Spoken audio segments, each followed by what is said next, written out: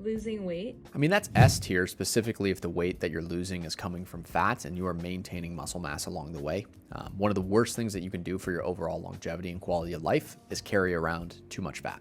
Minimize alcohol? This is S tier as well. Scientifically speaking, there is no healthy amount of alcohol intake. You are objectively increasing your risk of living a shorter life and a less healthy life with every sip. It's not me saying you can't do it or you're a bad person if you do it, but if we're optimizing for longevity, you have to be aware of the potential consequences of alcohol. Cold plunges?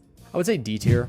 There are some very short-term immediate benefits that come in the minutes or hours after a cold plunge, but there's no direct human data that shows it increases long-term survival or extends lifespan. You want a temperature-based protocol that actually probably holds A tier or B tier for longevity. You should look into saunas.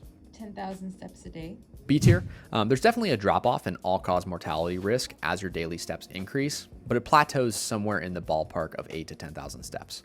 However, it is one of the easier low-barrier ways to maintain insulin sensitivity and prevent metabolic damage.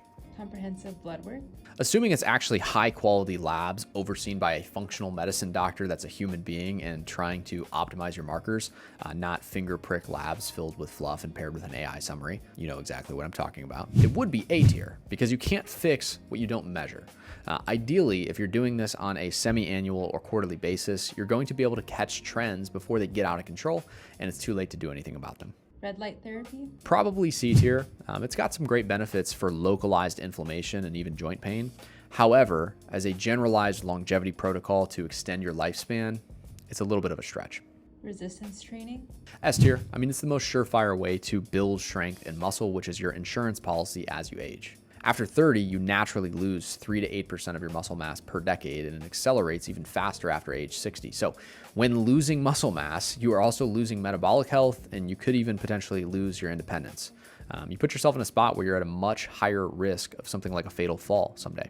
Resistance training is not just going to add years to your life, it's actually going to add quality of life to those years. Comment the word lift and I will send you my free guide, Resistance Training for Dummies, the complete beginner's guide to building strength, muscle, and longevity.